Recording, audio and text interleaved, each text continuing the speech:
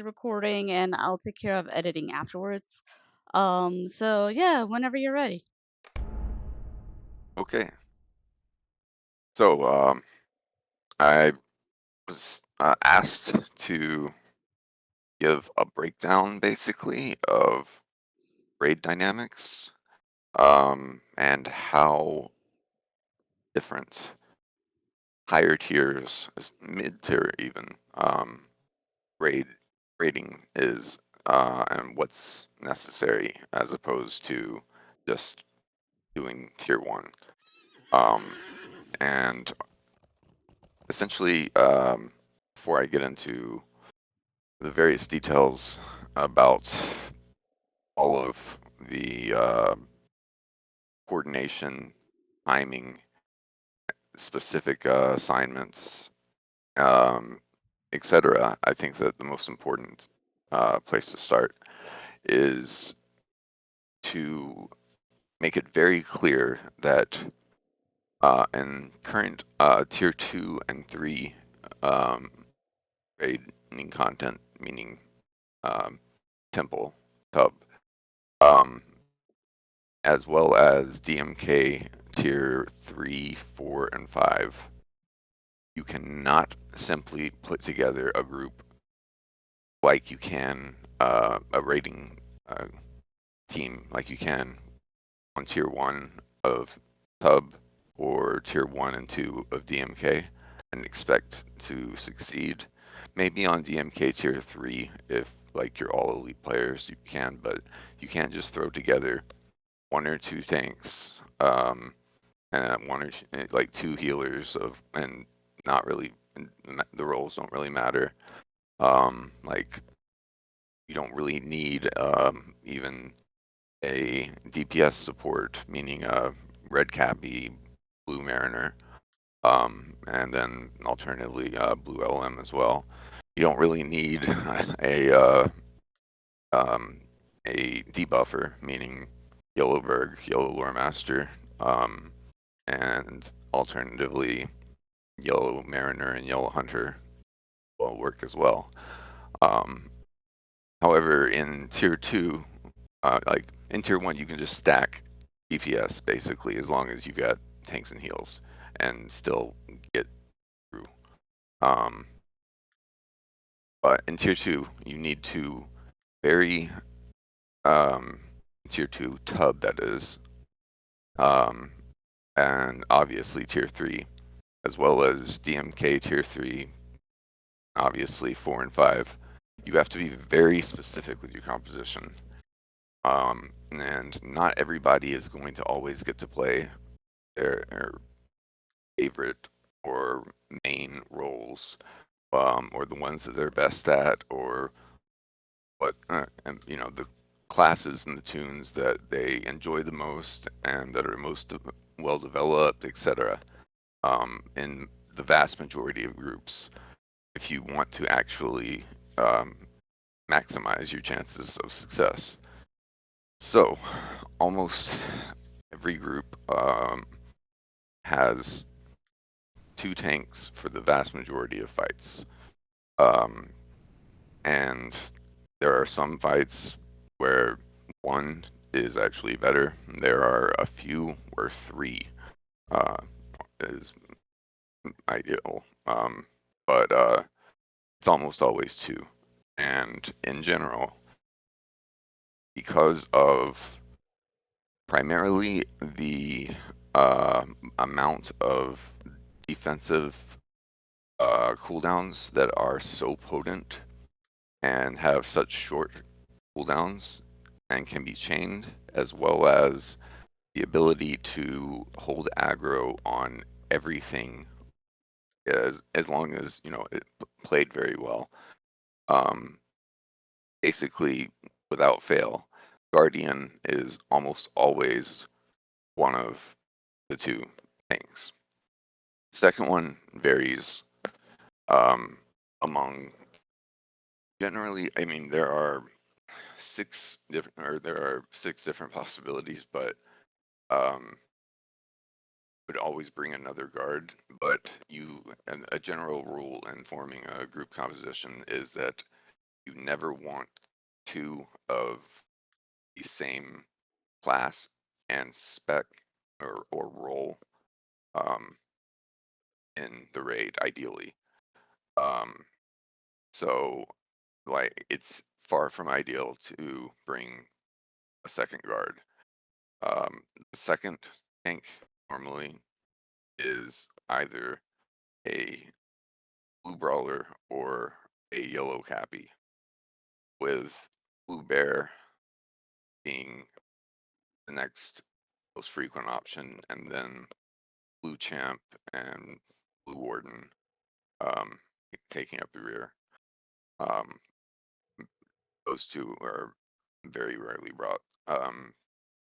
And all of these, and in further classes, um, as Death will go into more detail about the differences in strengths and weaknesses and how you have to adjust your play style based on um, who your tanks are. But I'll just quickly cover, like, basically, if you're bringing a blue brawler as your second tank, you are trying to maximize group offensive capabilities, um, and relying on your guardian to be able to hold, especially in big AoE situations, aggro the vast majority of the time, because blue brawler i- is excellent at self heals,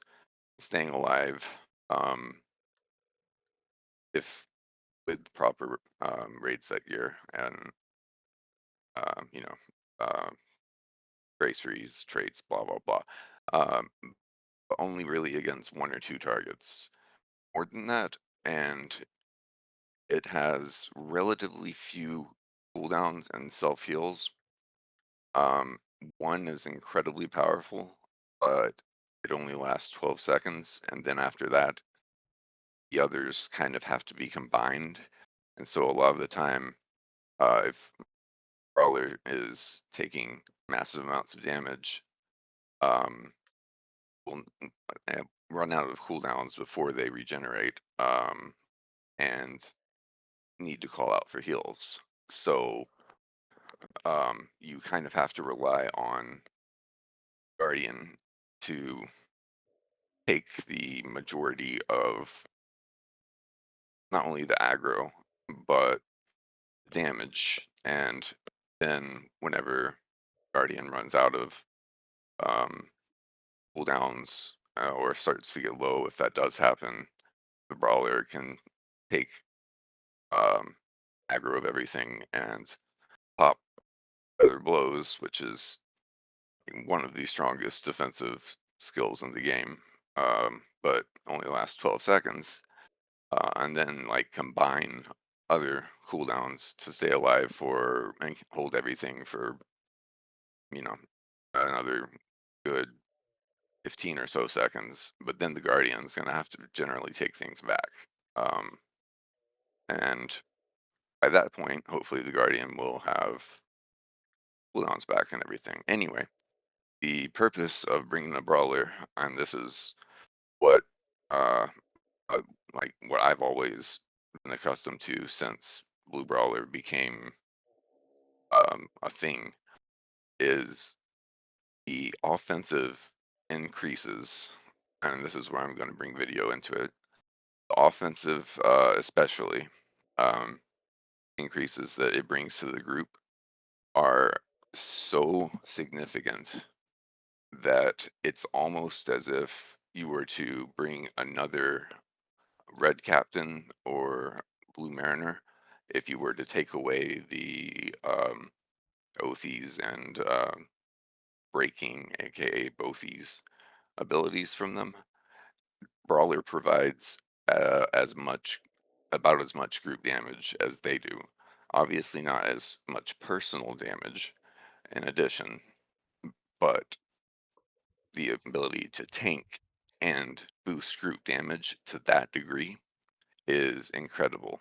I'm going to start streaming here in a second. I'm bringing up my Brawler just to show. a few examples of skills that are overwhelmingly powerful for this purpose. So 1 second.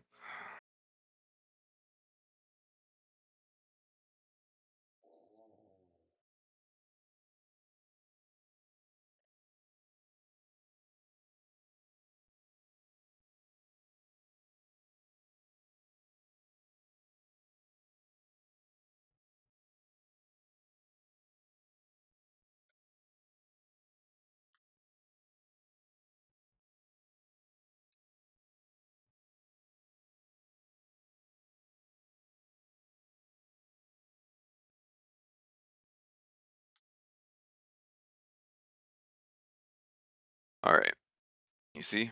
1 second.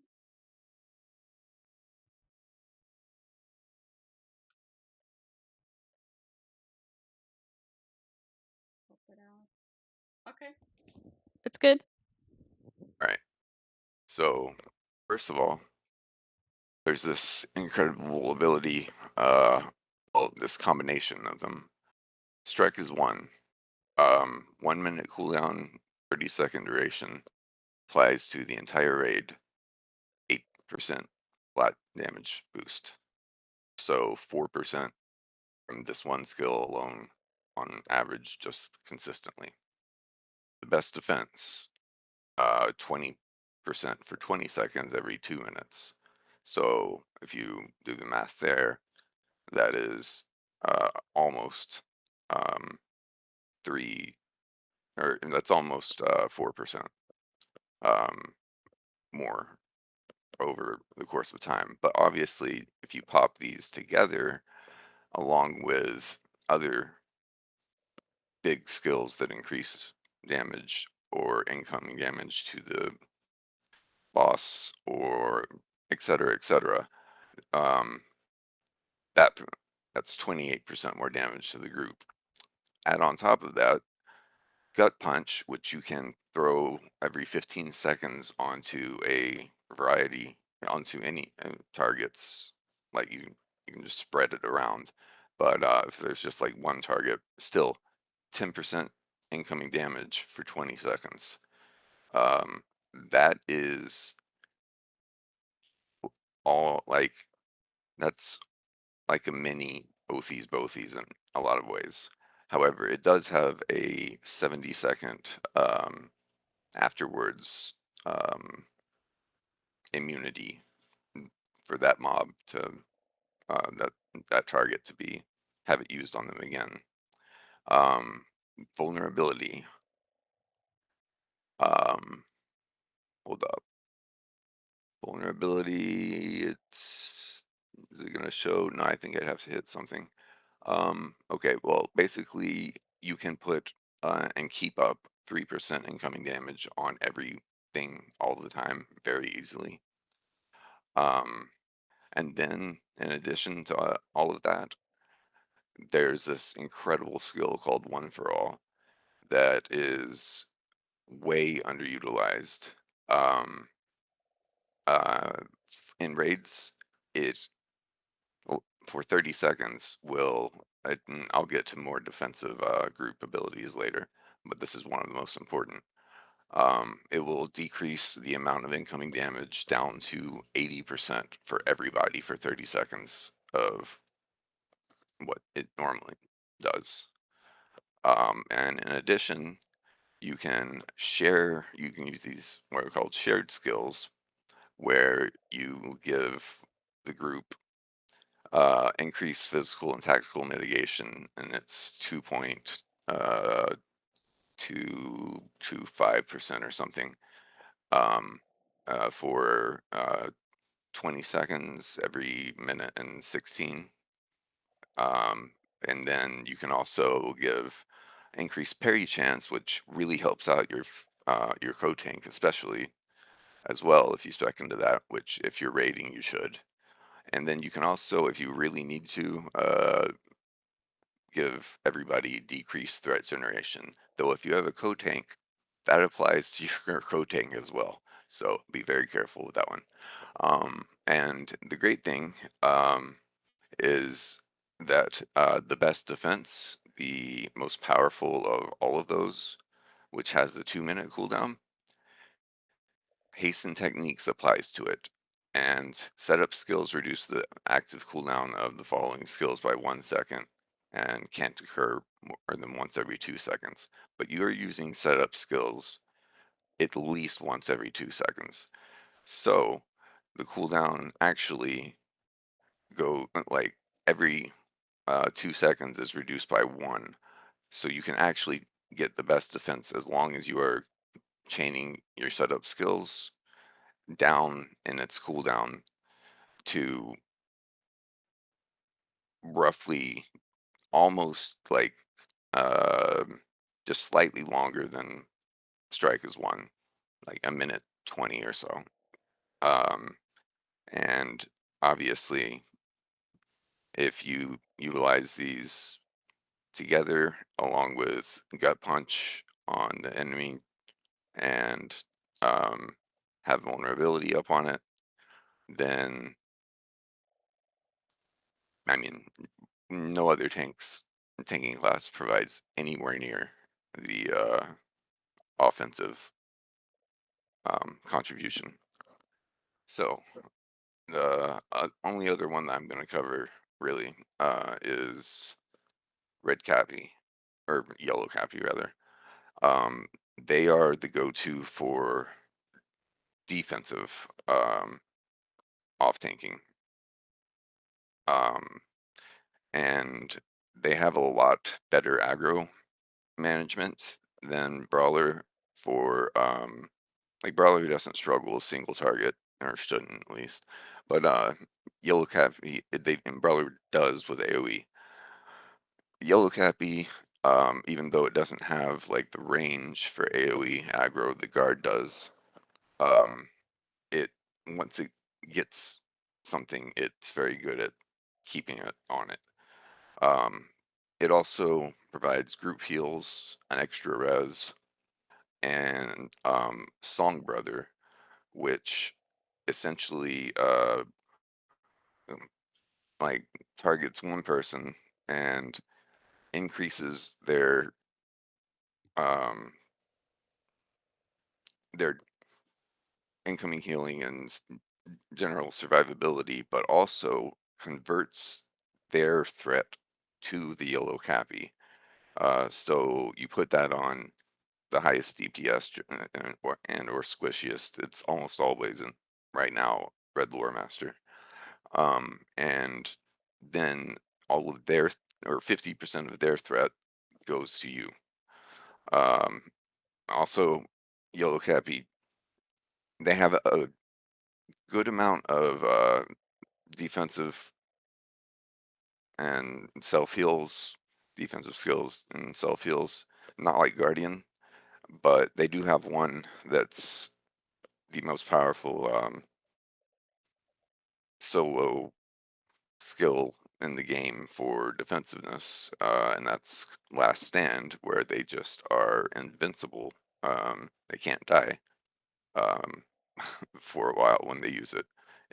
So it's um, obviously if it's not a DPS race and it's an attrition fight, Yellow Cappy is generally preferred to Blue Brawler. If it's a DPS race fight, Blue Brawler preferred to Yellow Cappy. Okay, so moving on from that to the next section of like what you need in raid composition.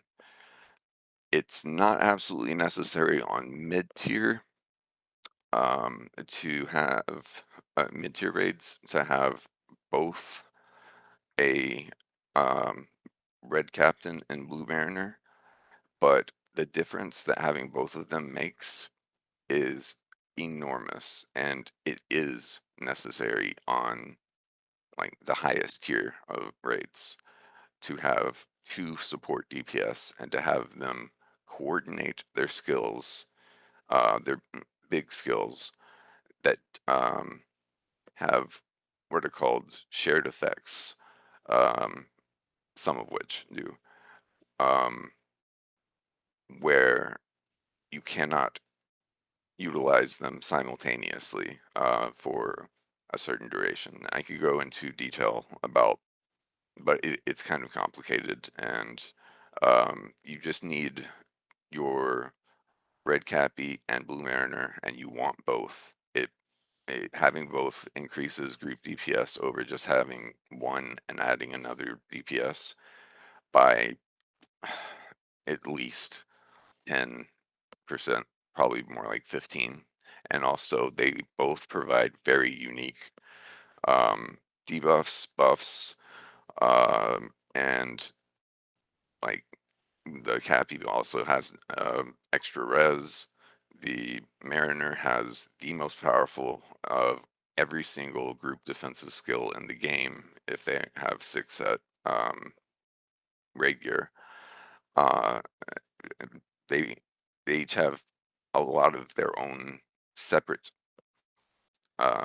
ways of contributing, and both of them can do um, about 2/3 the damage of, in most situations at least, of a pure DPS, in addition to providing all of these benefits. But the primary ones are referred to as, because Red Cappy came first, um, we just basically refer to the skills that they both have. And note real quick that Blue Lore Master has a version of 2 of these, and Blue Lore Master is like the alternative um, third option as far as DPS support goes. But that's 2 arms and what's referred to as banner, and oathies, oathbreakers, shame, um, and the these are the most important skills besides what's called, what I'll cover later. It's called greatness, a minstrel skill. These are the single most important skills in the game. It's Oathies and Bothies, which is what Mariners is referred to as, um, or group DPS, period. Because what you must do in order to optimize damage in this game, and this applies to all groups, uh, all tiers, all content, is coordinate together your most powerful cooldowns that increase group damage and increase incoming damage, and mitigation shreds, increase crit chance, and then utilize all of your biggest damaging skills, including using, if you have a portent of strength, um, like your self buffs, just like everything, all should be coordinated and unleashed at once, very, very carefully. And these skills are so powerful, they're the ones that the others all revolve around. Um, Oathies, the Red Captain, is a single target, 35% incoming damage for 15 seconds debuff. And then Mariner's is 25 seconds to the target that is used on, or 25 seconds period, but 25 seconds, 25% rather, to the target it's used on, as well as 10% to everything in the immediate vicinity of it. So it also increases AoE, and it lasts for 25 seconds. So you cannot layer these on to the same enemy. Like once you use one, there's a 90-second cooldown, or immunity state before you can use any of another, either the same one or the other on it again. Um, but during those times, if everybody has, if the raid has properly spent, properly prepared their skills at the beginning, dogs barking in the background. Um, in the beginning of a fight, you can, if everybody understands that their priority is getting up their own, well, first group buffs, debuffs on the target that are going to last and throughout the duration of the burn phase. Um, damage over time effects that will last, self buffs, um, and everything that will increase damage for the burn phase, including from the uh, the tanks, for instance, like Guardians breaking ranks is ridiculously powerful to combine with um, both these phases and whatnot. Um, and so essentially, you want to give at the beginning of a fight rather than have everyone just open up like they will all the time in tier one, especially pugs with their big skills right off the bat. You want to get all of the preparation to maximize damage, and then at one all at once, Othes is generally the call, and that means unleash everything that you possibly can during that time.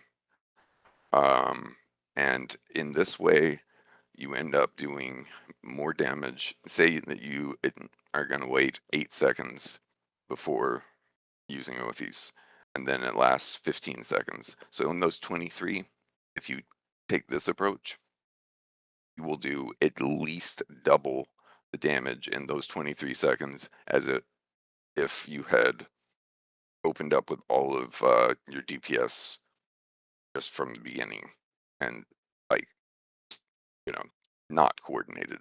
And it's more like 300% if you actually have a optimized raid group with you um, set bonuses and optimized traits, allies, and etc. Who know the skill sequence order that's ideal, and it's so that is so significant to, especially during not just the opening of a fight, but um, every time that you possibly can on priority targets that have to die quickly, especially or during phases where bosses are particularly vulnerable to damage. It is essential that everyone coordinates and prepares for that rather than just does their own basic rotation and does their job alone. Um, like that works in tier one. It doesn't work in tier two, um, in mid tier stuff very well at all. It can, but only on certain fights and only with like really elite groups. And really elite groups don't do that. um, but it won't work on the highest tier or even high tier raids. So in general, it's absolutely necessary that everybody um, understands and that in the composition you bring in two support DPS rather than one and an extra DPSer because the amount that they provide together is it's almost like having like 1.75 extra DPSers like 0.75 DPS, extra DPS, I should say, in the group. Okay, next, you want 4 DPS, and the variation that goes into how you want to select these 4 is there are a variety of options. Some work better for some fights, others for it's but in general, at least right now, the meta is a Red Lore Master and Red Rune-Keeper, partially because they both provide so much simultaneous AoE damage, as well as for Rune-Keepers especially consistent single target damage, and for Lore Masters very good single target damage, but Lore Masters have the biggest burst in the game, um, single target and AoE, and especially when that's factored in and coordinated and utilized along, like during the burn phases, as much as possible. Their damage actually will often outweigh Red Rune-Keepers, even though Red Rune-Keepers is more consistent, especially with single target. So you want almost always want one of both of those. And then it's generally best because of how much damage Blue Mariner and Red Captain, as well as now Yellow Burg, actually, can all contribute to have 2 physical um, um, DPS in the other roles. And this way to do this, generally most groups want, especially if they don't already have if they're not bringing a air tank or a bear healer, you want a bear in the group. Like, you always want a bear in the raid, because I will go back to demonstrating with video. I'm going to just show you how many debuffs, and most of these apply in any spec. Uh, like the most powerful ones do. How much the having a bear contributes to raid DPS, especially physical. Okay, so for some reason, every time that I log on my bear, not every time, but a lot of the time, it switches my first bar and my second. I don't know why, but anyway. Swarm, negative 5% mitigation, that's up all the time. Expose, plus 5% incoming melee damage, plus 4% incoming ranged, plus 3% incoming tactical. That's up all the time.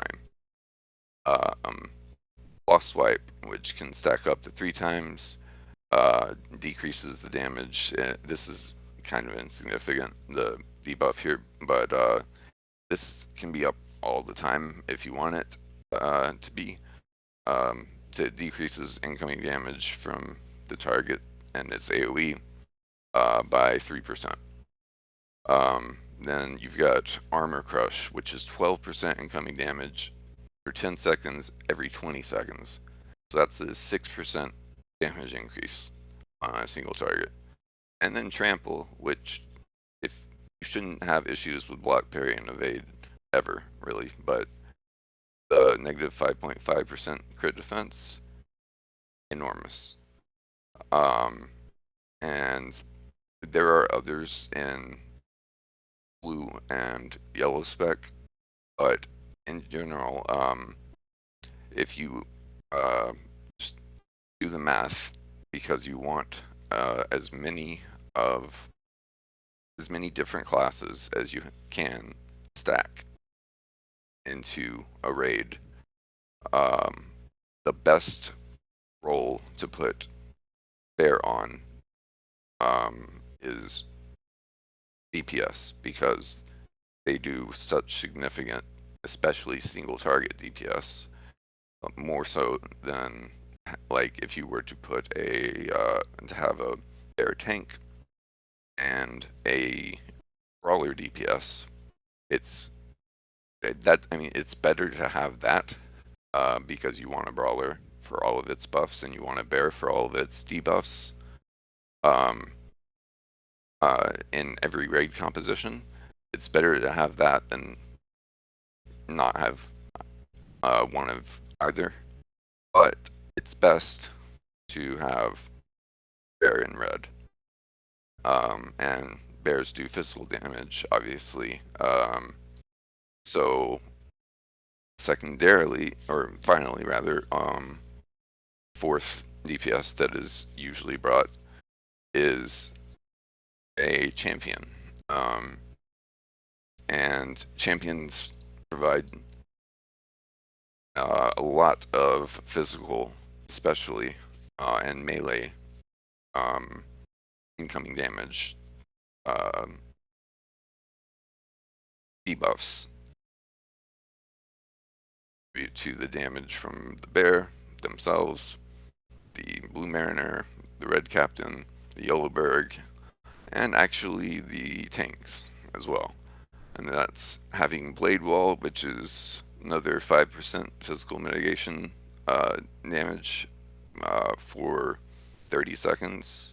And when you apply it, it reduces outgoing damage by 10%, which is pretty cool. And then a really, really like overlooked skill. This is just thought of as a buff most of the time, and it is a significant damage buff. But Champion's Duel. For 30 seconds, every 3 seconds, you get a tiering up 1.5% melee damage up to 15%. So towards the end of its duration, it's more powerful. This is also like why you want to hold off on burn phases. This is one of the skills that contributes to that. You want it to be tiered up and for the champion to be able to be doing as much damage as possible it, throughout. And if you just both these from the very beginning, then you know you're not going to get close to the 15% that you're going to have at the end. But more the arguably more valuable element is every 3 seconds it reduces outgoing damage by 5%. That means at the end it's reducing outgoing damage on target by 50%. It's ridiculously powerful debuff. This is another reason why champion is normally the fourth DPS that's brought. The other is um, plus 10% incoming melee damage every 8 seconds and with a cooldown of 10 seconds, which is, so it's up 80%. So for all melee, that's 80% of the time, or 8% damage increase basically. And also, of course, champions provide a variety of other benefits to, as far as Horn of Gondor being able to AoE stun and interrupt things. Um, there's where is it? This is red, but yellow has most of the same skills that I'm referring to here. Champions, yep. Champions also have in every spec Champions Challenge, and it's a forced taunt for 5 seconds. But most importantly, what it does is puts a 0.7 damage debuff on the target, so it decreases the damage for 5 seconds. That And so if you know that a huge hit's coming, just have the champ challenge and then challenge back. Oh, if you have to, if you don't already have enough to where that doesn't actually pull it. But that's for the tanking um, class to go into more detail about. And this is a very underutilized skill, especially with how tanky champions are. By far, out of every DPS class, they can stack the highest mitigations, and then they have incredible survivability, self heals, and just it's like there's this one way overpowered skill called Ebbing Ire. If you have a tracery that increases tactical mitigation by 16.5% for 12 seconds with only a cooldown of 54 seconds. So you basically become a tank anytime that you want to pop this for 12 seconds. Um, and that's so Champion's Challenge, Ebbing Ire to reduce the threat generated if you read, and make it easier to for the real tank to get it back, but also in the meantime increase your tactical mitigation by that much. And obviously champions deal a huge amount of single target damage in red and very good AoE damage in yellow, so that's generally why they are brought as 4th DPS. Okay, moving along to um, the supports. In general, you want to have a yellow Burg and a yellow Lore Master, not just one of either, especially since update 45, because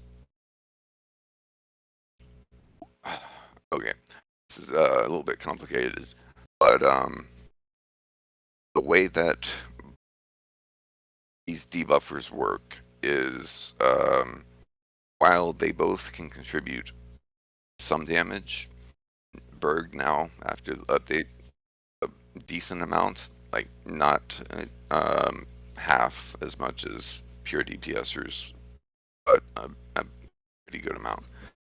Um, they also can both heal, just like the just like red captains and blue mariners can contribute to healing, but their primary purpose is debuffing the enemies, and their secondary purpose is um,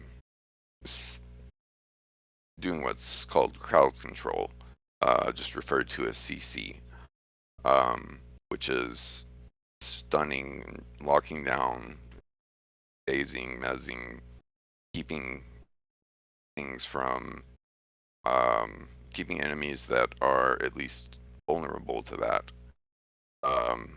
from being in the fight until it's time to bring them in to the fight. But primarily what they therefore, and why it's so important to have both of them, is they have a lot of skills that overlap, much like even more than Red Cappy and Blue Mariner, in that they have shared effects, and you can't use both of them. You can't use ones that have the same that do the same thing and have them stack. They will. It will only one of them will actually have its effect. Um, but they bring so many increased damage and to the enemies, as well as decrease to the group, that it's absolutely essential to have both of them, especially now, because with recent changes, there's something called major rent that is an AoE ability for both Yellow Burg and Yellow Lore Master. Well, they have abilities that apply it. It's 12.5% incoming damage to up to 7 targets. And now, not like it used to be that it could just always be kept up by one of them, but now the duration of it is 30 seconds and 35 seconds for Burg and Lore Master specifically. However, Burg's for the first 15 seconds is actually 15%. So actually Burg's is stronger, but both of them have, both of the skills that cause them have a 1 minute duration, or cooldowns rather. So if you want to have that amount of incoming damage, which is incredibly significant up on enemies at all times, the Yellow Burg and the Yellow Lore Master have to coordinate. And you have a 5 second grace period of being able to overlap, but no more than that, or else you're going to lose 12.5% incoming damage, which is incredibly noticeable. Is it So incoming damage or MIT reduction? Are they the same thing? they're not the same thing, and it is mid reduction. Thank you for the Okay. I was like, correction. you keep Yeah, saying incoming damage. I'm thinking of a yep, yep, different yep. skill, and you're saying the You're right. rent. So Yeah, thank you for the correction. Yes, rents are mid reduction, and mid reduction actually is the most overpowered thing in this game. Like the effect that it, especially stacking um, various skills that contribute even minorly to reducing enemies' mits, uh, have more of an effect on damage that they take than anything except for the huge um, both these skills. So you always want those up. And then there are a variety of other debuffs, and there will be a class that goes into this in more detail. Um, but it's also very important to know Master has one of the most powerful defensive abilities as well, for the group, Warding Knowledge, which does basically the same thing as what Champions Challenge does. Decreases the damage done by the enemy by like to just period down to 70%, but it is a 70%.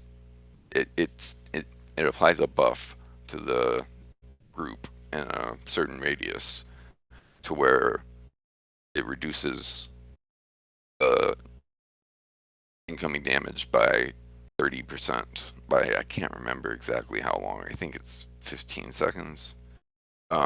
But yes, it's incredibly powerful. It's one of those defensive abilities that the raid leader needs to coordinate along with Guided to the Stars from Blue Mariner, One for All from um,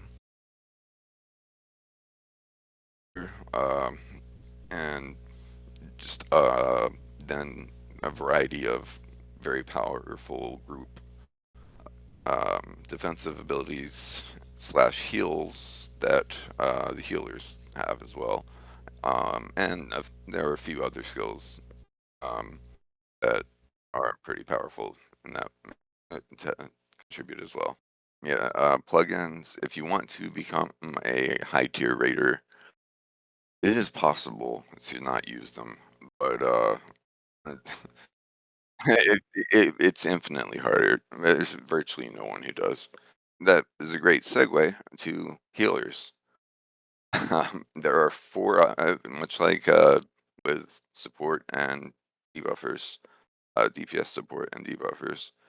There are more than 2 options, but 2 are preferred. And that's a combination of Blue RK and Blue Mini. The reasons for this are manyfold, and haha, get it? Reasons for this are because even though as I mentioned before, you don't want to, ideally in a grade composition, to have any of the same class on the same role. You do want a red RK and a blue RK though. This is the exception, and then often, uh, and as well as yellow lore master and red lore master, and then often yellow captain and red captain, and then often red minstrel and blue minstrel as well. Anyway, it's not a firm rule, except on you, like it's not ideal to have 2 of the same class, same role. Just remember that. So blue RK and blue mini work very, very differently, and much like um, every role except for pure DPS have to coordinate in order to accomplish at least high and the highest tier content effectively. Their cooldowns and who they're focusing on, because they have very different styles and very different strengths. Blue RKs provide group-wide, easy, easily, they don't have to single target. They're very often, they don't have to in general, unless, especially if they are healing the group. If you put them in the tank group, then yes, but many of the heals will apply to the target as well as also affect the group. Like they just provide more consistent group healing by far than minstrel, and they provide more healing over time to single targets if they do focus on them, and so they can keep tanks alive more effectively by single target healing them than blue minstrels. They also have a what's called "Do Not Fall This Day," an ability that it's, if you don't know what it is, you're probably really new to this game, but if they can put on to 2 people, and it's usually people who have in combat reses, but that's not always the case. It depends on the fight and a variety of things. An ability out of combat, before combat, that if that person dies, they immediately can click yes and be resurrected. And then Blue RK also has 2 very powerful group defensive skills, a huge group bubble, as well as what's called Our Fates Entwined, which is damage reduction to the entire raid. It doesn't last that long, but it's very significant. Like it's one of those that you want to time for the big group damage incoming mechanics. However, it's still one of the most powerful during its duration, as far as reducing damage goes.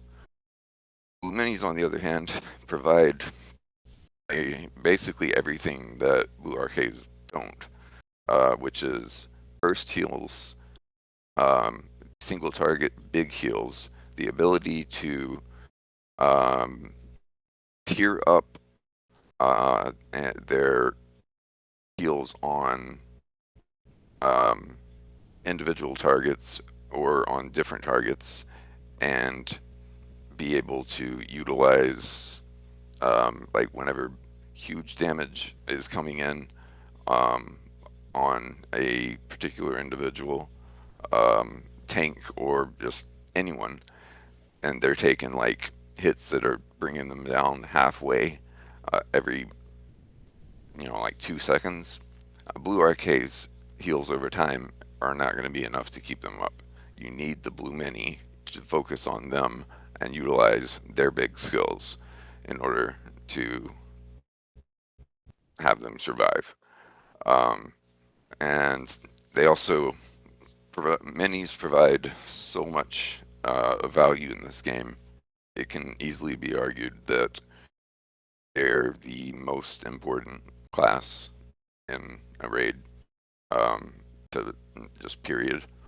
Um, they have Gift of the Hammer Hand, which is a bubble on 3 people, including the person they use it to target. That lasts 15 seconds and increases single target damage by the people as long as it's up on them and isn't absorbed by 5%. They've got group cleanses, much like Burg's and Captains do as well, for the Fellowship. So that's very valuable in saving time for people not having to use their own self cleanses. Minstrel has anthems. They're incredibly important. There you go. Anthems are what the minstrel should be putting up first before they're doing anything else. They are the most powerful combination of consistent raid wide buffs um, that stay up all the time, that don't require regular refreshing um, in the game. So there's that, and then they've got two. They've got an in combat res, and only minstrels, captains, and bears and healing spec have in combat res. But Blue Minstrel has the shortest cooldown on it. And I'll get to that shortly as far as res order and how important it is to establish that. But they've got 2 very powerful AoE group heals and also damage reduction skills, like damage taken reduction skills called Song of Aid and Fellowship's Heart that also factor into the group defensives. And very rarely will you see any of what I've mentioned as far as like the group defensive skills used in just like tier 1s, especially PUGs, because you don't need them. You just kill everything, and nothing does damage to the group enough to warrant them, so people just forget about them. Well, you can't forget about them in high in mid to high tier rate, especially not in the highest tier. You have to rely on them all the time, and so you have to like very precisely chain exactly which ones you use. It's anyway, minstrels have 2 of them as well. Um, and so the combination of the heals that they provide, especially if they're coordinating properly and they know, like, and you have to put 1 into each group to make it easiest. And usually that's Minstrel in DPS group and RK in the tank group. But if it's a fight where the tank's not taking much damage, um, and the group is, then and it's also not a DPS race, so Gift of the Hammerhand is not it. It's not that important. It's not that big of a buff, anyways. Then you want to switch that. You want the RK to be healing the the squishier people who are the DPSers who are going, if they're taking more damage that needs to be healed consistently than the tank.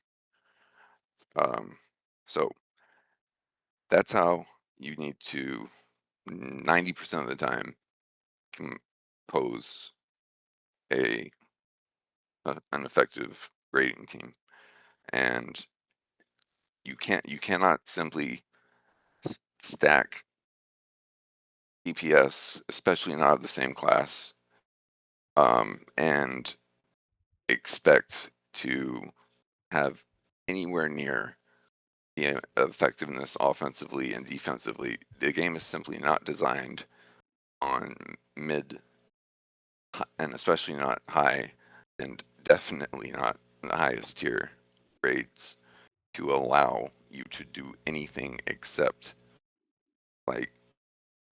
except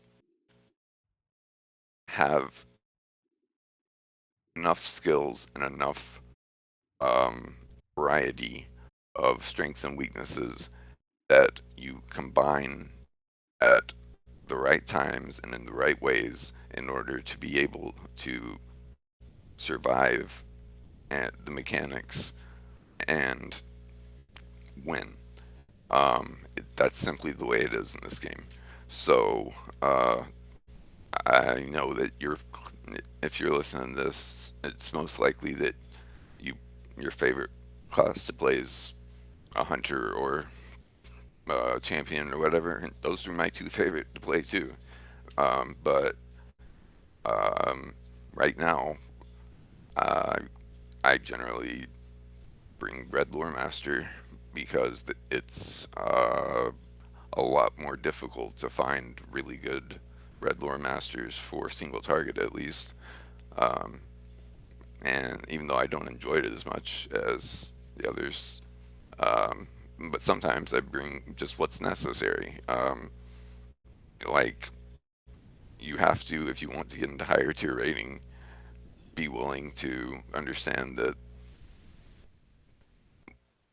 group needs, and sometimes people cancel or a certain class is not available that week in the raid or whatever, and if you can fill it in, like even if you're not nearly as good at it as you are at your mains or whatever, it's still more valuable to the team, and in many cases critical for that role to be present, for success to be possible.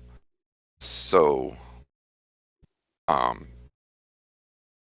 if you want to get into raiding, I encourage you to first become really good at one, really good at one or maybe two classes, and not multiple roles, and then start to diversify, because you're not always going to get to play what you want.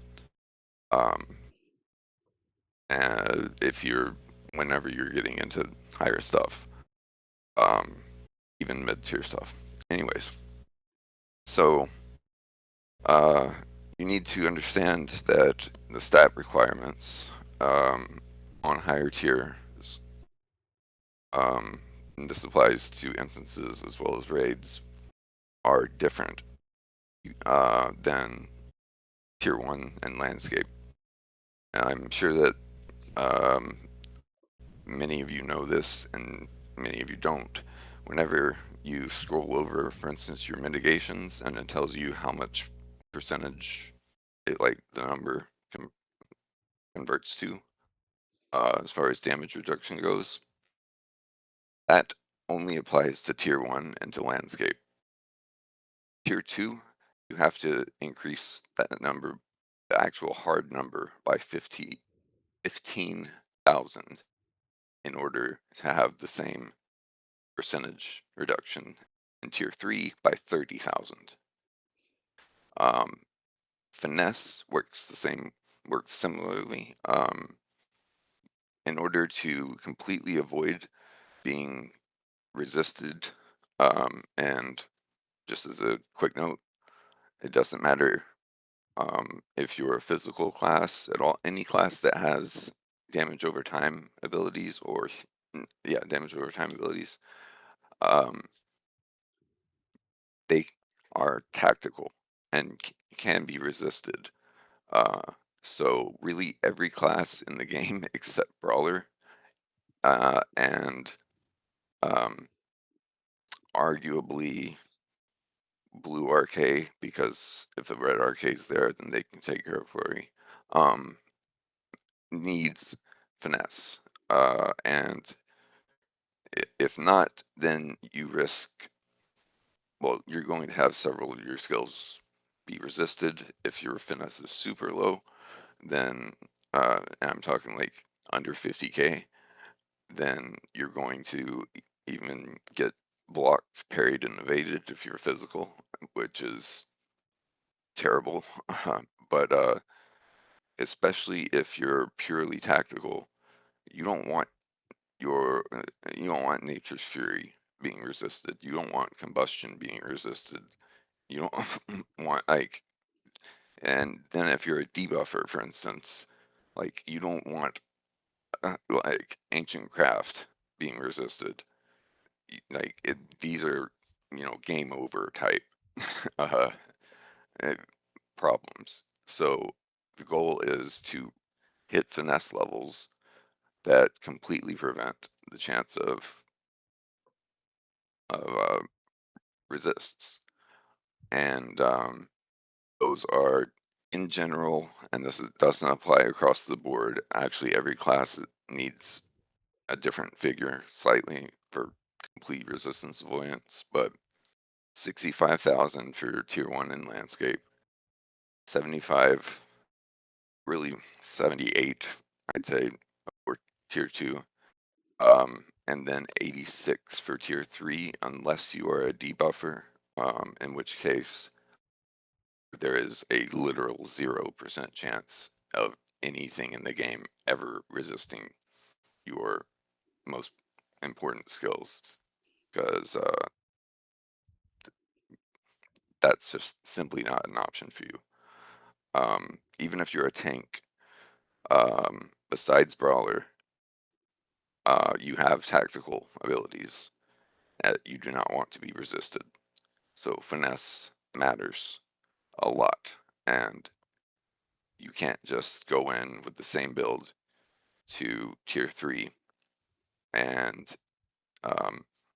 expect for uh, to go in with 65,000 finesse because you never see any resists or anything in landscape and what you're the tier 1s you're used to doing. You can't just enter into tier 3 and expect it to be anywhere near the same. And so make sure that your finesse is at the appropriate levels and that your mitigations are higher depending on the tier of what you're doing. Also, factor in that there are very few fights where the DPS and heals, oh, it logged me out. DPS and heals, and healers and debuffers, everyone except the tanks take both high amounts of both physical and tactical damage. Normally, it's one or the other, and being able to know beforehand and increase that as high, that particular mitigation, as much as possible, very important. So having multiple virtues, or even better yet, different gear pieces, like copies, with different essences slotted for different mitigations, um, that put in. Same thing with finesse, in order to adjust to what you're doing. All of this has to be taken into account, and this kind of leads into um, the variety of consumables that are available to you and that you should be using and anything that is remotely difficult, unless you're just with a gangbusters elite group, and you know that it doesn't matter. And those are more than just your standard food and scrolls and hope token. There are very cheap, as far as LP goes, store-bought um, buffs that last 6 hours and can contribute quite a bit. 5% attack tome, 5% morale and power, increase 25 or 4,200 Bismit and 4,200 Tacmit. These are the cheap ones. They're like 8 LP each for. You can get 25 of them for 195 LP non-sell, and they last 6 hours. And then now you can get Tomes of Defense, which used to be super valuable and expensive, but you should always be using Tomes of Defense in anything that's remotely hard. They're just a consistent 10% damage reduction, incoming damage reduction, rather, and you can get them for what is it, 250 embers now? It's Mhm. crazy. Yeah. So there, in addition, there are 2 expensive ones still from the store, as far as buffs go. That it's up to you if you want to really min max and use these. Finesse scroll, which increases your finesse by 6,000 something, but costs a lot of LP, 75 each. And then hope tokens from the store, which most people don't understand. But not only do they persist through death, they increase both your morale and your DPS if dread is present in the fight by 5 and 3% respectively. But they only last an hour and 30 minutes, and they're 20 LP if I recall correctly each. So once again, pretty expensive, but they're available. Also, you should have all of your consumables on hand, like both Atlas and Delving healing potions and power potions, of course, as well as the more rare or expensive ones, rejuvenation potions, which have a separate cooldown and restore 15% of your morale. They're pretty expensive from the store, and they're pretty expensive unbound ones on the AH, but they're lifesavers a lot of the time. And then there's battle potions of restoration, which will just instantly clear 3 wounds, fears, diseases, poisons from you, and can be lifesavers as well.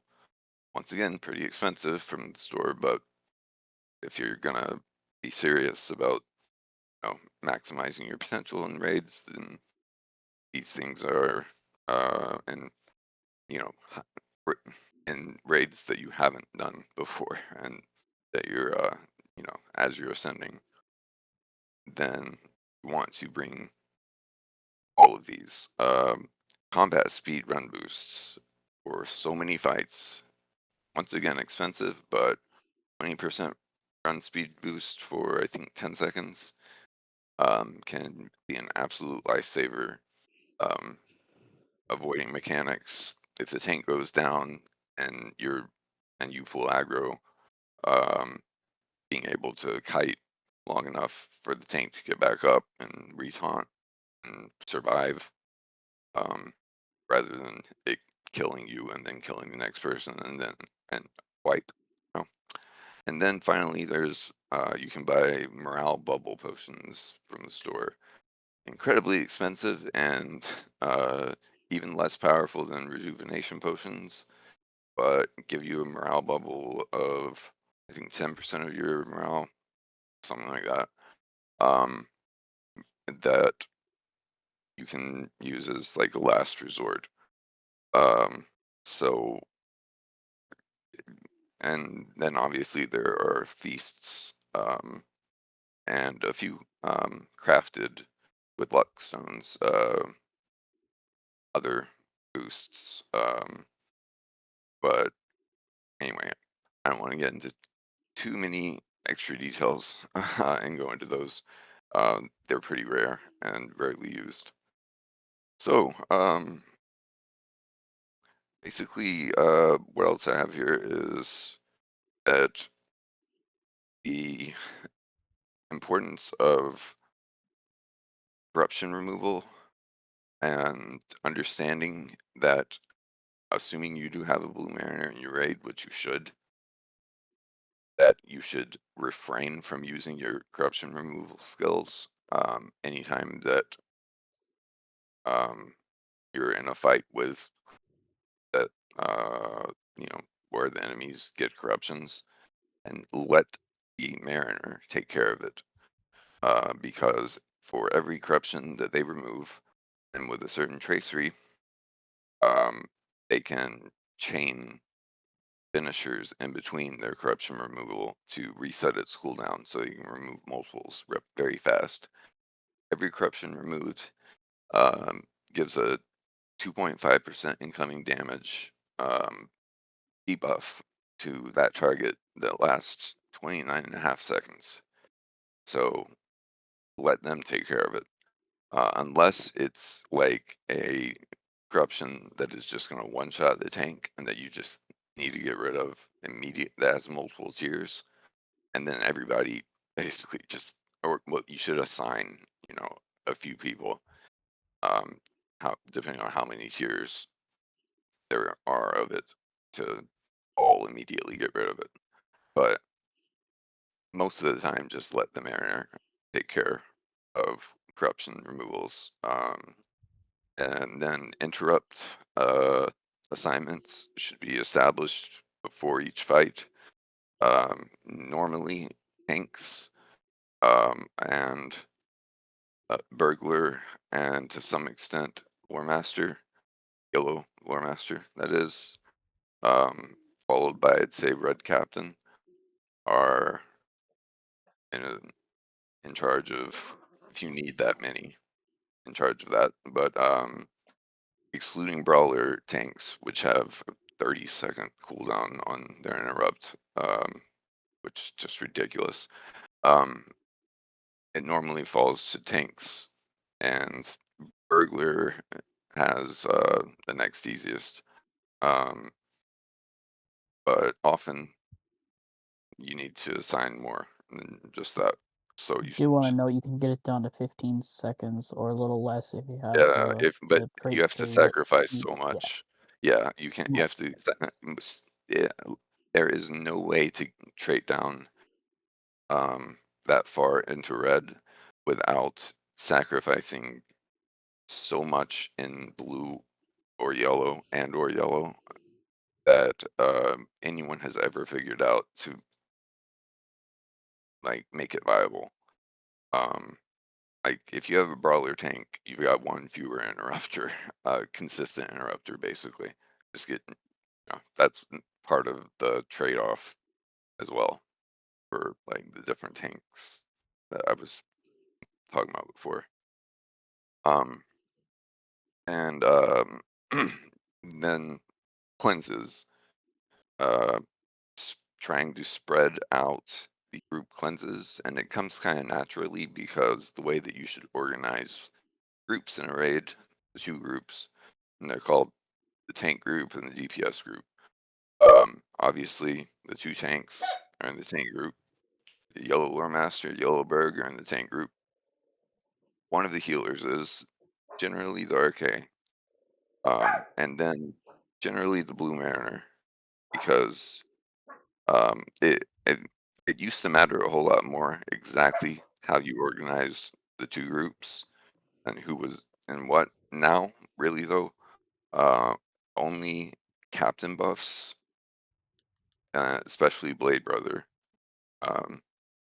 and Gift of the Hammerhand, and from Minstrel, and then the Captain's Pet and group cleanses are ma- matter as far as who's in what group. So the Red Captain and the Yellow Burg both have group cleanses and are almost never in the same group. And you need to be aware of um, and you need to assign whenever wounds, fears, diseases, potions, etc. Their cleanse will come, especially if they're coming, if multiples are coming onto the group um, more frequently than every 30 seconds. So you can't just, use a potion and make them go away. For like who's going to cleanse, and then have minstrels, and if you have multiple captains or multiple minstrels, like the order of who's cleansing what, um, so that the rest of the group doesn't have to waste any time um, cleansing their themselves using their self cleanse, um, because a lot of classes have very long animations on that, and if there's no reason to do it, then have classes that can do it for everybody do it. Um, and then there's crowd control in a lot of fights, and it needs to be very carefully coordinated. Um, like whenever you have to, like who's going to lock down which enemies, who's going to take care of which enemies' abilities to mess up the um mess up the raid. If they don't, who is going to, if there are ads that need to die, but like before they reach a certain point and they're moving to, who is going to use what stuns and in what order, and um, like how to chain them to where before one ends and they start moving again, they're locked down by another. All of this is needs to be coordinated and assigned ideally before the raid.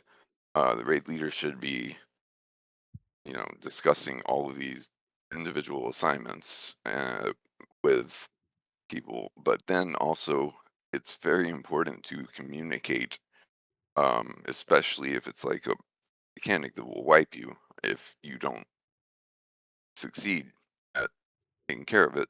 It Don't be afraid to call out, um, just very simply when you're using important skills.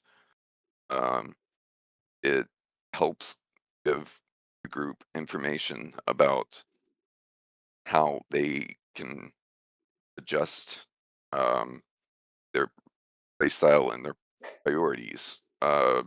Like if I hear one for all, I know that I don't have to worry nearly as much about popping Wisdom of the Council and preemptively reducing my incoming damage for, and if I'm not always watching all my buffs. So, yeah, same thing with just a variety of um, all of the most important skills that I've listed here. Um, and I've got a list. I'm not going to go into it right now because it'll be covered by in the other classes that are more specific. Um, but each class has a variety of very valuable skills that change everything. Well, not to change everything, but that change something Enhances. dramatically for the raid. Mm. And knowing that they have been used and which one has been used, and knowing the details of them, doing your research about every class and all of their most important skills, at least, and how that affects you and the raid is critical to becoming an elite raider and an elite player, period. Which perfectly leads into the well, I'm gonna, before I end on the most important uh single thing in that well, single skill in the game at least. Um the res order should be established like at the beginning of the raid. And I mean, top tier groups don't have to do this because we just know. Um, but ENF priorities first should be established. And as a note, you didn't know, even if you're a red RK, if you have a blue separate trait build, you can swap into it before the fight and put up another DNF, swap back to red, and then so your DNFs up on people that you decide, normally people who have in combat reses, but not always. And then the res order for those who have in combat reses needs to be established. And that should, in general, not always, but 90+% of the time, be based on the cooldown time for the in combat res. So Blue Minstrel comes first because it's 2.5 minutes. Then comes Yellow Bear because it's 3 or 3.5. I think 3.5 minutes. But Yellow Bears are very rarely brought I to thought it was 4 minutes. it's I think there's a tracery or Somewhere around something. there. I know Yeah, it's before the it's Cappy it's because it's it's the second 5 for shortest. Cappy. It's the second shortest. It's between 3 and 4 minutes. Okay. And then next comes Captain, all specs, 5 minutes. And then finally, Red Minstrel, which even with a tracery that reduces uh, it by their in combat res by 4 minutes, they still have 7 minutes before they can use theirs again. So yeah, and also it should be noted that even though captains have the same duration on their cooldown, that it is a lot more important um, to assign the yellow captain, if you have a yellow and red one, to use theirs before the red captain, just in case the yellow captain goes down. So the red captain can get them up immediately if it's their turn, because it should be their turn next. So, if that makes sense. All right, finally, I'm gonna pull my game back up, and show you CTG. I'm gonna start streaming again shortly. But yeah, the most important skill in the game, aka CTG, Call to Greatness, menstrual skill that is so underutilized and misinterpreted, like improperly utilized, or just ignored, that it is flabbergasting. This single skill changes, it makes, in my opinion, minstrel by far in 6 and 12 person groups, especially, the most important class in the game to have present. Um, so I'm gonna log back in real fast and show you what it does.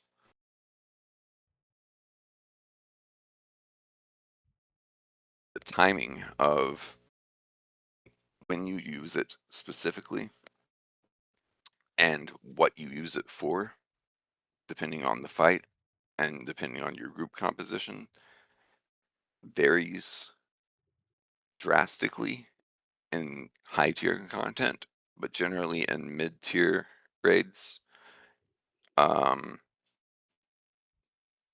there are really, it kind of revolves around resetting both these Nature's Fury, the most potent offensive damage skill in the game that Red Lore Masters have.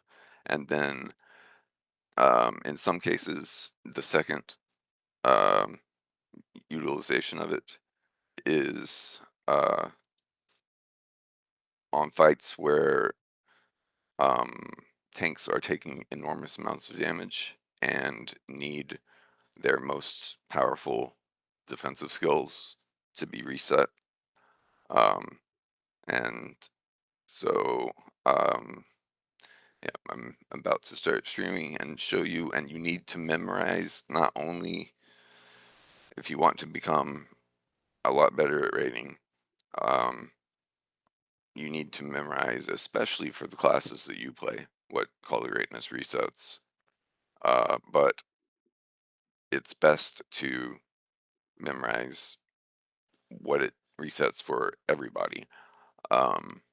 So I'm on my menstrual stream.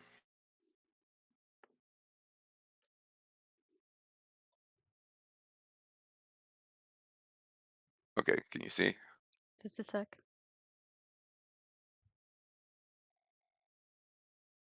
Okay, you're good. All right.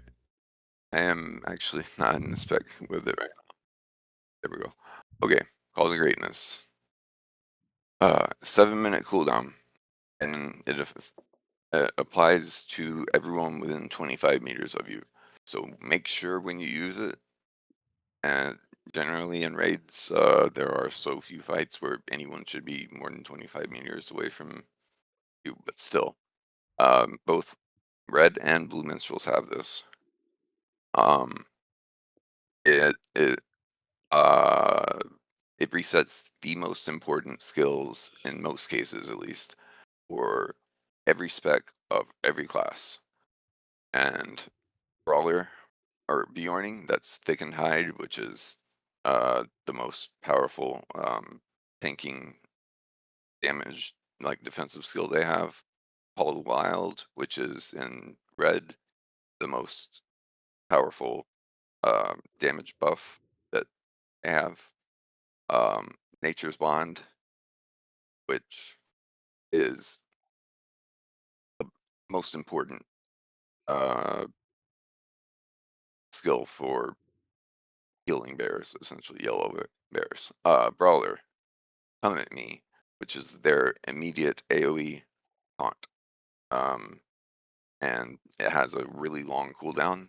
And sometimes, especially if they're the only tank, 30-second they need cooldown, it back. just like other 30 tanks. second cooldown, no. Yeah, Um, no, their other tanks have shorter cooldowns or multiple AoE cooldowns. Um, it, Come at Me is the only AoE taunt that is the sole one and has that long of a cooldown, plus has a very short radius on top of it. But that can be decreased, thankfully, with 2-set Ikrabani gear. You can get it down to like 17 seconds. So it's rarely used for Brawler. Battle Fury is a clear buff that's strong, but it's not that big of a deal. Burglar, it's rarely used for Burglar, but Trickster being reset is very valuable, especially. Um, Captain, Oathbreaker Shame, absolutely essential to reset that because it has a 3-minute cooldown. And especially if you don't have a Blue Mariner, as I mentioned before, once you use Oathies or Bothies on a target, you can't again for 90 seconds. But if you don't have Call to Greatness, then you got to wait a full 3 minutes to use it again. So, um, and then Champion Unbreakable, its most in tank form, um, its most powerful, as well as Captain Shield of Dunedain. Most powerful skill. Just I'm gonna go through this kind of quick. Champions Duel in red. The most potent offensive buff, and Great Cleave is yellow's most potent offensive buff. Guardian Juggernaut, strongest self-defense skill that they have. Hammer Down in red um, is the strongest single um, target damage skill that also provides debuff um, for incoming damage and whatnot. Cataclysmic Shout, which is not really ever used. Um, and Hunter, Rapid Fire for blue, most powerful skill they have for being able to just chain.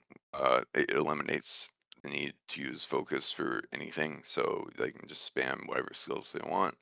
Burn Hot, the most potent buff to their damage that they have, and the one trap in yellow, the most powerful skill for a variety of reasons in yellow.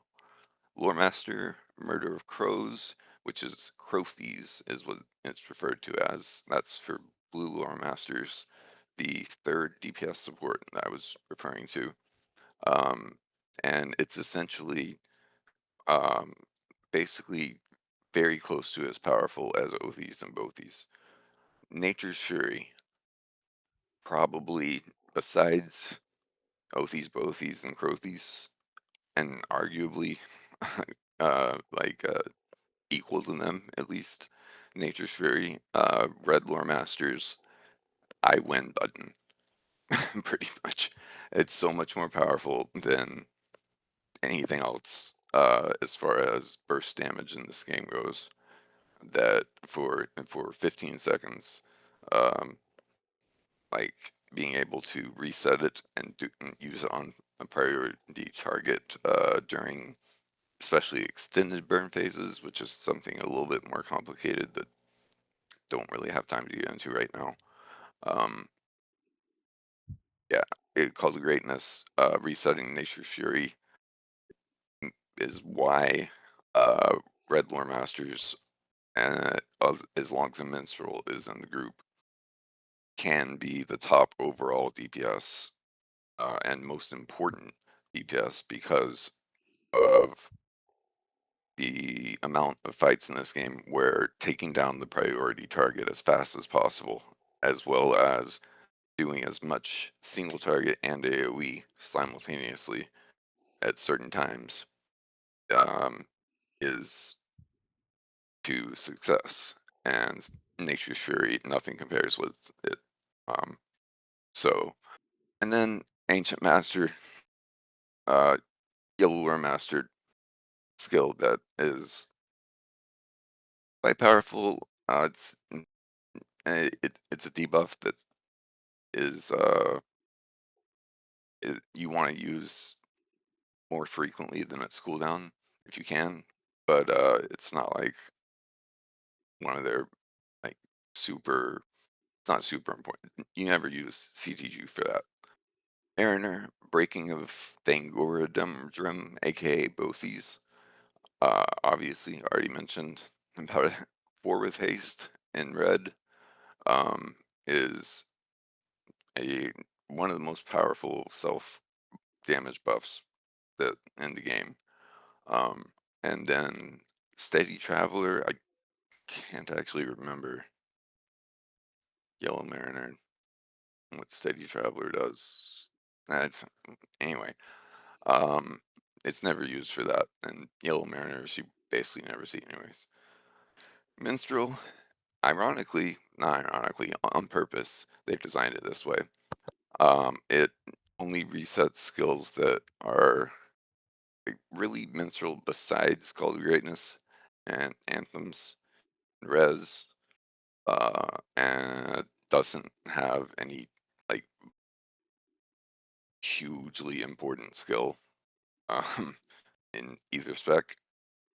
Um, so Legend of the Hammer Helm, which is the Hammer Hand rather, which is your own personal 30-second bubble that also gives you plus 10 single target attack damage if you're red, which is pretty cool. But it has a cooldown of 1 minute. So, I mean, I guess if you want that back to back, um, yeah. And then that's in blue though, and in red it's Cry of the Wizards, which is your most powerful AoE attack. So CTG doesn't do much for the minstrel itself. Blue It, Minstrel, Legend of the Hammerhand, that's the AoE bubble. So it's the group it wide cha- bubble which gets reset. yes, yes, yes. That's correct. Yep, I think yep. you said single target, so yeah. Yeah, that's right. Sorry, yeah, I'm going for almost 2 hours now. I'm getting a little yeah. Um, you're correct there. Rune-Keeper, Essay of Exaltation. Uh, Remind me, it's the most powerful um group heal. AoE bubble positioned on the AoE, ground. yeah, Yeah, and yeah, damage AoE. reduction. Mhm. Yeah, except for our Fates Entwined, but it lasts longer. And It's also Fates Entwined is only fellowship wide, not raid wide, so the bubble yeah, is raid wide depending on who you hit. right, because it's ground based. Yeah. So Blue Rune Keeper's arguably best defensive skill. Combustion, Red Rune Keeper's biggest um, hit that and it's AoE. And then Concession of Rebuttal. Who cares about Yellow Rune Keeper? Anyways, Warden. Um, for the Free Peoples and Blue, by far the strongest defensive cooldown that you have. And Recklessness makes all of your mastery cooldowns go away for wait, no, Recklessness actually it increases your damage by an insane amount for a good portion of time, but has a pretty long cooldown.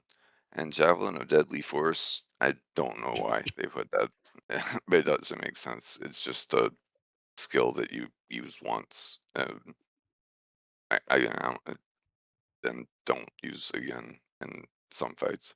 But anyway, making sure that this is called and that you give a countdown, either that or that you assign before the fight a specific time um, which it's going to be used. The first one, and if you do have multiple minstrels, if both of them use it at the same time, then uh-oh. So you need to assign who's first CTG and who's second if you have multiples. And a lot of the time you will have both a blue and a red minstrel on a raid. So in general, it's best for, in that case, for the blue to go to use it first because the red has more things to do. Um, like red mini is the most button mashy class and role in the entire game if you want to maximize CPS. So um, yeah, you want to either assign a specific time or give at least, I prefer a 3-second countdown, like whenever CTG is called by the raid leader or whoever is delegated to call it out. Go CTG in 3, 2, 1, and that way everybody who has the skill that is going to reset for them still available and use it then, and then its cooldown immediately gets reset. You don't just want to use it and waste opportunities for very powerful skills to for other classes uh, that you're not using it for primarily, but that will still benefit from using that skill and then immediately having it reset and being able to use it again. You get it. So there is this effect also that's very important that it applies and that you really need to pay attention to if you have two menstruals in a raid uh, that it puts on you called exhausted. Here, I'll just use it. 2 minutes. And I'll just read what it says. After being called to push past, okay, you need some time to recover. Basically, if you use CTG again before this expires, it does nothing. Much like if you use Othies or Bothies again before renewed defenses Um, expires. they stopped you from being able to use Othies again. I don't know Yes, if they they, stopped you from being able to use the skill CTG again. Yes, they have. uh, have no CTG can still be used while exhaust is up. Yeah, I thought so too, but I'm not sure. I know Othies they stop you from I am putting it sure. on the target when the effect is still there, but Oh, they won't automatically stop you. I don't know. Yeah, you can. Yeah. So you have to Mm. wait until then. Like, all the time, Yeah. I've made the mistake raid leading Mm. a few times at least of calling for CDG while exhaust was still up, or for Othies while And then renewed nothing defenses was, happens. and then they use it. No, they use the skill. Mhm. It goes on cooldown, but nothing Nothing happens happens. in Yep. effect. But yeah, it doesn't stop. No, the game doesn't stop you. You have to pay attention. And that's that Uh, so finer point there is though if even if I use it, say there's 2 minis, I'm the mini and Sape's the mini. If I use it, he becomes exhausted as well. Everyone who's affected by it gets exhausted in Yeah. effect. So you need to wait until it expires. I highly recommend getting something like this plugin. It's called Buff Monitor, and you can see how easily I can track the same exact thing and happens with those potions, the not reju what those crafted luckstone potions from the scholar. Those do the same thing. It's a 7-minute cooldown for those. yes, there are various examples in the game of skills that, especially with Blue Mariner and Red Captain and things that you put an effect on you that or on your target that prevent for a certain amount of time it being reapplied, but effectively at least. Call to Greatness is the most important one because it's the most important skill period in the game. And when you use it, why you use it, and making sure that you use it at the best time for mechanics and the priority of the fight. Um, and and you have to factor in your group composition as well as like the strength of the skill level and gear level and etc. of various people in different classes and roles. Like calling for CTG is something only that should be like put in the hands of someone who truly understands rating um, and like has a wide variety of a wide expanse of knowledge of a variety of classes as well as of the fight mechanics and is tracking the key skills um, that uh, you're using it to reset and making sure they've actually been used.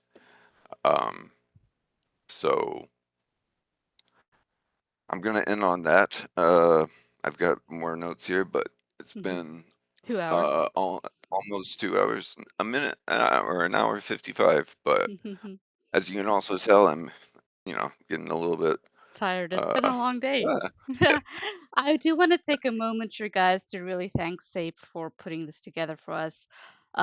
taking the time to not only, give the lecture, but also the time that it took him to prepare all his notes and all his thoughts and everything. So thank you so much, Sape, for doing this. You're Yes, welcome. thank you very much. I just noticed I missed a quick one, but a very important one. Target assist. Assign a target assist. Ideally, at least one, but put a target assist, ideally a ranged pure DPSer. But I mean, basically your best pure DPSer, who's not who can do it most effectively and doesn't have to switch targets, and who knows the kill orders of Mhm. everything. And everyone needs to, in higher mid to high tier raids, follow target assist. Like, I don't care if you disagree with, if you think that it should be on, that they should be on someone else, or if they haven't yet found the mob that is priority target. This is largely why I often put multiple target assists, if there are multiple good ones, because a group of 20 mobs and trash for an exact one, you can't exactly click on it easily. So you're having to tab through and find, and whoever finds it first, you know. Um, and it's also very valuable to put the tanks, in many cases, unless they've played together a lot and really know how to coordinate, put them both on target assist, so that they don't have to communicate so much about, I'm taking this now, I'm doing this now, like, it's obvious who they're on and when they switch, and it helps the DPS target assist be able to easily, like, if they forgot to tooltip, um, which is a little bit more complicated of something that I guess I should cover at the very end here. It won't take that long. But if they forgot to tooltip before the fight, or if an extra enemy or boss or ad spawns, that they haven't tooltips yet, then the tank might have it on its target assist, and allow for you to just be able to click that. And there's no reason not to have multiple target assists, in my opinion. Like, just put the primary one at the top, the tanks at the bottom. Like, people should be able to figure it out. It's not that confusing. But tool tipping is something that everybody should do in this game a lot more often than they do, in my opinion. Like, everyone, I don't care what role you play, excluding maybe healers. In every fight that you can, going in, select a target, hover over it, and the default key is H. And there you go. Now you have, at any point, see, I'm going to click myself, and now I'm going to click this, and it immediately targets that. And you can put up a bajillion tooltips, like, uh, uh, uh, and you should tooltip all of the enemies that you possibly can, especially the boss or the bosses, before a fight, so that rather than having to tab target or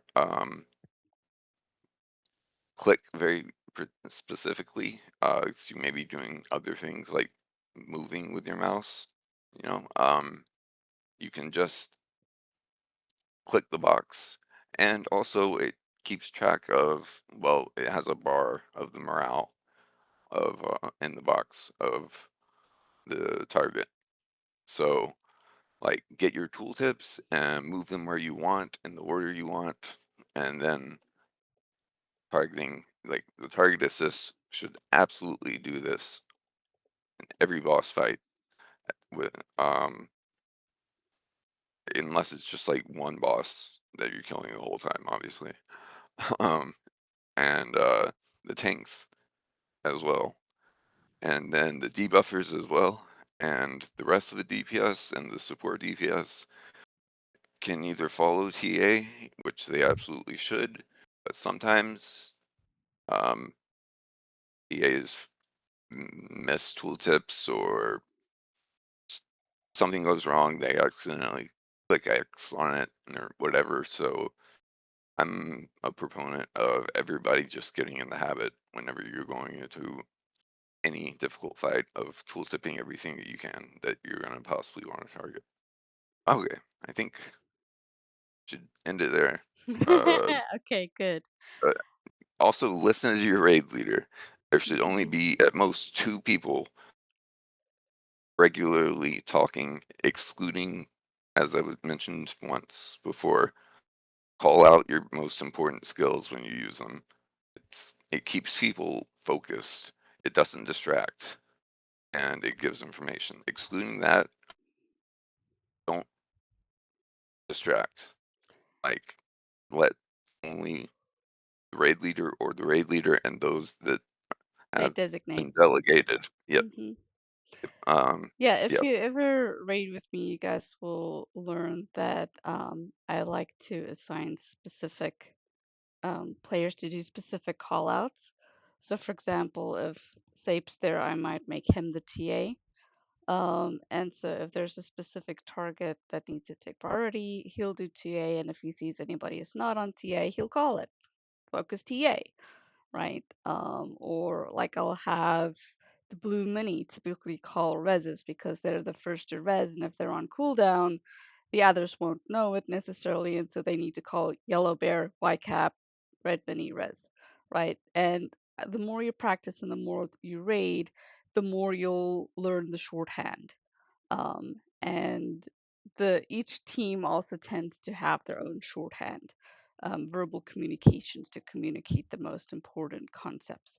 But yeah, don't be Say afraid there's to speak way up. more overlap than like most, at least high tier raid There's teams like overlap. use the same Hmm. terms. There, I There's mean, some I found that discrepancies. there are way more discrepancies in like Yeah. low to mid tier rating groups than there are in Okay. an elite Okay. Most by of the far. groups that I've participated in, like for example, on Wing 3 of Temple, some people call it purge, some people call it nodules, some people call it noodles, and then they're arguing for 5 minutes over what it should be called before the raid That's starts. just stupid. Like, Like no one it in doesn't elite, matter. no one in elite groups like would ever waste time chatting like that. Yeah, it doesn't matter. Just pick something, go with it, and everybody adapts, right? I mean, some like Bothies is a great example. Some people call it Bothies, some call it breaking. Um, elite groups call it Bothies because it sounds like Othies, and we know what The differences, you yeah. know. Yeah. But like, er, uh, elite groups use almost all the same Verbiage, yeah. shorthands. Yeah. Yeah, but yeah, I have experience with some like low to mid tier rating groups. I'm like, what was that? Like, I've never heard anyone They call it call that it, before. yeah. But But you guys will get used to it. The more you run with us and the more you run with, with good players, you'll start picking up the call outs and learn what to call out and what not to call out and so forth. Before I take any more attend God's the other time, classes. Hold up, attend the other mhm, classes in yeah, this series, and you will get a breakdown of of all that. all of the classes and which skills to call out and which not to, and well, all the other ones you shouldn't, but which skills to call out, and how important it is to, and why. Um, So, so so just for everybody here, we have been recording the session, so I will be posting it to our classroom up top.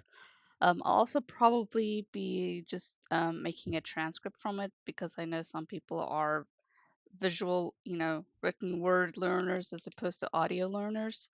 But if you guys ever have any questions, feel free to reach out to me or to Sape, and we'd be happy to get you the answers. and also if you like, I take a monthly vacation from game that is up to 2 weeks sometimes. So if I'm not around, the other elite field marshals and IU, like reach out to Death as aka Death Brem O.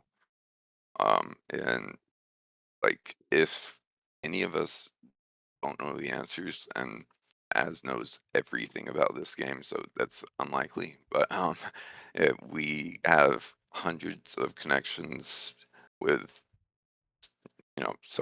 so many of the best players in the game, and people who will be able to immediately get the answer to anything that you could ever want to know, like the tiniest little, most obscure, hard to find without like data mining and stuff, and detail, whatever it is. Like, feel free, please. Um, we're very, very like we enjoy answering questions and providing information to people. Um, so yeah. All right. With that, I think I'm gonna call it here. Thank you everyone for coming out today. And I'll catch you soon. All right. See you guys later.